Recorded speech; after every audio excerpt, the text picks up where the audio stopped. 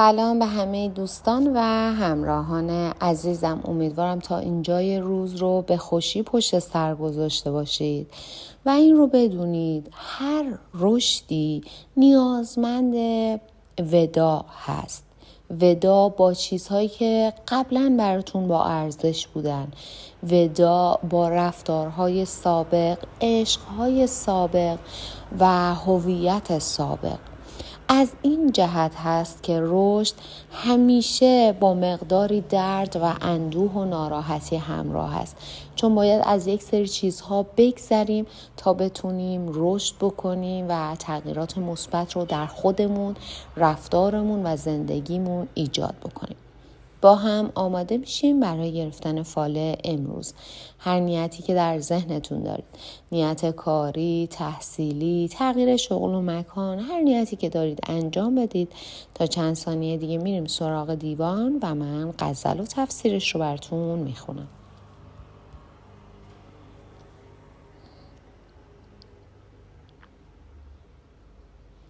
خب دوستان، اگر نیت هاتون رو انجام دادین با هم ببینیم حافظ امروز چه توصیه‌ای برای ما دارن. میدمد صبح و کله بست سحاب، از صبوح یا اصحاب. میچکد ژاله بر رخ لاله، المدام یا احباب. میوزد از چمن نسیم بهشت، هان بنوشید دم به دم می ناب. تخت زمرد زده است گل به چمن، راه چون لعل آتشین دریاب. در میخانه بستند دگر، افتتح یا مفتح الابواب. لب و دندانت را حقوق نمک، هست بر جان و سینه های کباب. این چنین موسمی عجب باشد، که ببندند میکده به شتاب. بر رخ ساقی پری پیکر، همچو حافظ بنوش باده ناب. خب دوستان، باید بگم این غزل رو در اولین بهاری که شاه شجاع به اقتضای سیاستش مثل پدرش در میخونه ها رو بسته حافظ سروده و در این غزل به عشق ساقی زیبا، خوش بودن و غنیمت شمردن فرصت ها اشاره میکنه. اما در تفسیر این غزل حافظ میگه زمان عشق و شادی شما فرا میرسه و در واقع داره بهتون تبریک میگه، اما میگه دقت بکنید که عمرتون رو به بطالت نگذرونید که عمر با شتاب در گذر هست. آینده نگری یکی از ضروریات زندگی هست و اگر دقت کافی نداشته باشید حتی پشیمونی هم برای شما فایده‌ای نداره. در این موفقیت هایی که به دست میارید، کسانی که با شما همراه بودن بهتون یاری رسوندن رو فراموش نکنید و موفقیت ها و شادی هاتون رو با اونها تقسیم بکنید. روزهای خوبی رو در پیش دارید. به زودی اتفاقات مثبتی در زندگیتون میفته که زندگیتون رونق تازه‌ای بخشیده میشه. به یاری خداوند درهای بسته به روی شما باز میشه و اگر نیت تغییر شغل داشتید، باید بگم در حال حاضر خیلی به صلاحتون نیست که کارتون رو عوض بکنید. بهتره به کاری که دارید مشغول باشید، ادامه بدید و منتظر شانس‌های جدید باشید که به شما رو میاره.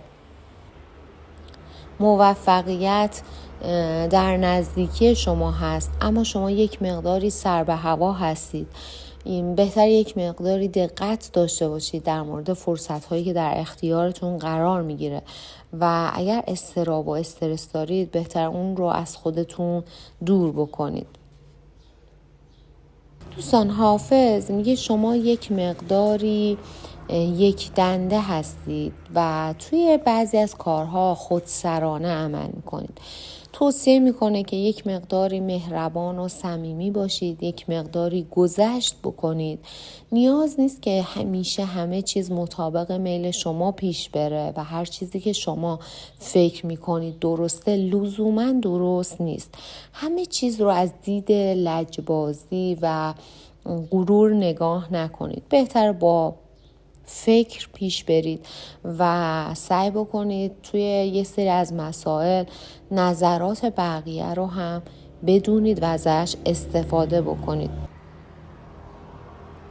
دوستان اگر نیت مسافرت داشتید در حال حاضر براتون توصیه نمیشه و به صلاحتون نیست.